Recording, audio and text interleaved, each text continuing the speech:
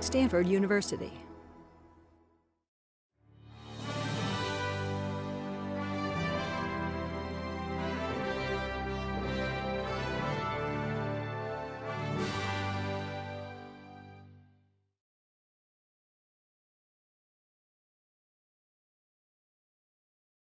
Charlie, you've often complained that accountants are the root of much evil and also of even more folly. You know, as we look at the current situation that we have in our financial markets, how much of the responsibility would you lay at the feet of the accountant profession? Well, here I'm a voice in the wilderness, but I would argue that a majority of the horrors we faced would not have happened if the accounting profession were organized properly. In other words, they have a position from which, if they behaved intelligently and correctly, they could prevent a huge amount of all that's wrong with the system. And they fail utterly time after time after time. And they are way too liberal in providing the kind of accounting the financial promoters want. So in other words, they've sold out. And they do not even realize that they've sold out, which of course is a common human psychological phenomenon. You squelch by denial. so what example? What if you recognized would make you think ill of yourself or would interfere with your income.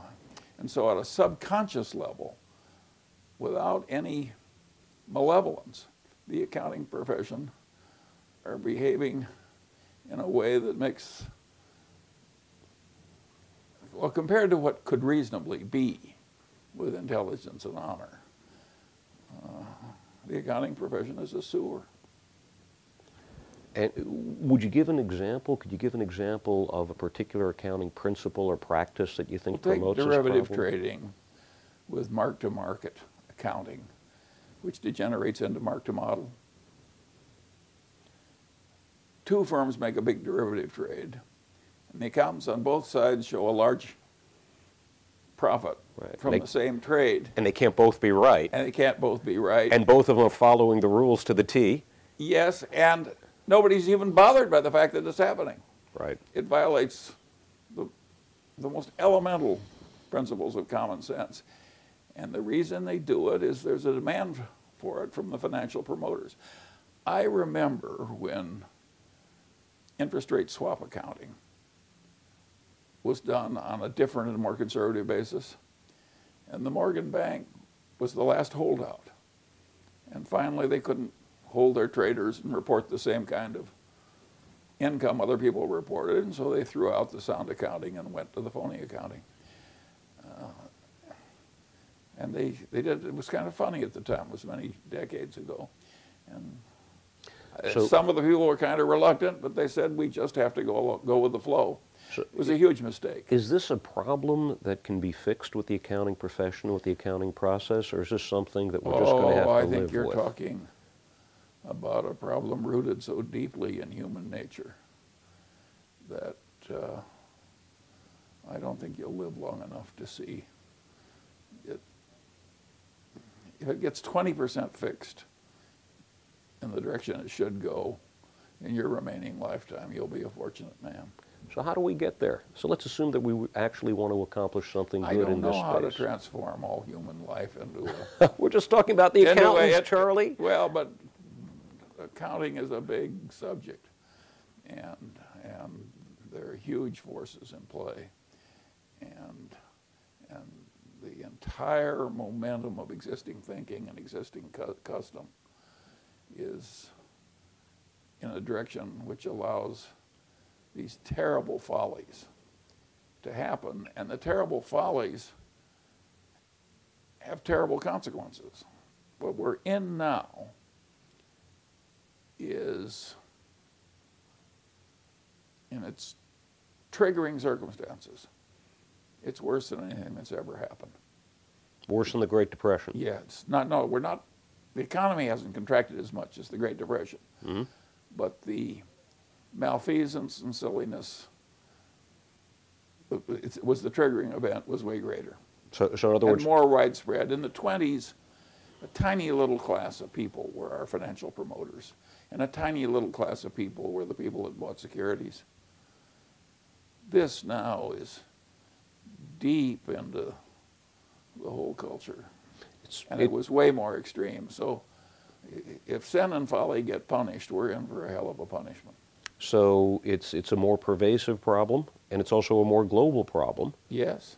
And do you see a chance that it does reach to a level closer to the Great Depression? How bad does this get, Charlie? Well, nobody knows that because we've never done this before.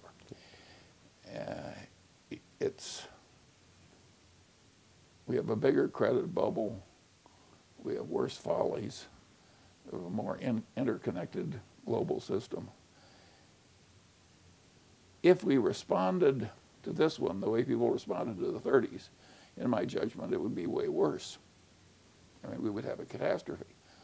And that, you can argue, gave us Hitler and World War II and a lot of things that we didn't need. I mean, it was not getting your financial integrity and the integrity of your accounting right has enormous implications for the future of mankind, and yet very few people realize how much we screwed up. Very few people realize, even in leading law schools and business schools, how Enron never could have happened if they hadn't changed The accounting rules. the accounting rules. And what we have now is just a bigger, widespread Enron. You know, I like telling my students that no civilization is greater than its plumbing, and accounting is really the plumbing of the financial system. And to the extent that the plumbing can't serve the function, the whole edifice really, in many situations, is not going to work the way that it's intended. Idiot bubbles blessed by accountants are terrible for the whole civilization. It would be much better if we didn't have these idiot bubbles, or at least if they were dampened very considerably. But people use the idiom, nobody wants to take the punch bowl away when everybody's having a good time at the party. But that's the accountant's job, and that's the central banker's job, and you're never popular Well, doing it's that. the business's job, and the people who do it tend to be despised and hated, and not a lot of people are willing to be despised and hated and ruin their fellow creatures' parties, et cetera, et cetera. The main thing you have to realize is Ben Franklin's basic idea that an ounce of prevention is worth a pound of cure. That's understated. An ounce of prevention is sometimes worth a ton of cure. Mm-hmm. And your only real chance was not to allow it to happen.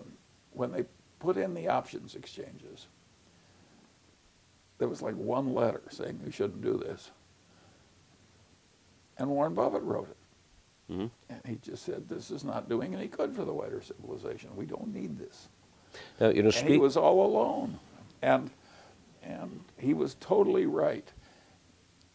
When we separated banking from investment banking, on the theory that investment banking had a natural proclivity to get a fair amount of knavery and folly into it, and that we wanted to protect our banks from the contagion, that was a good idea. When we created margin rules that discouraged heavy borrowing against securities just to make more money when the securities went up in value, that was a good idea.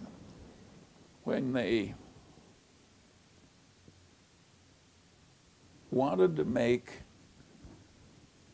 the market system a better gambling casino as a side function of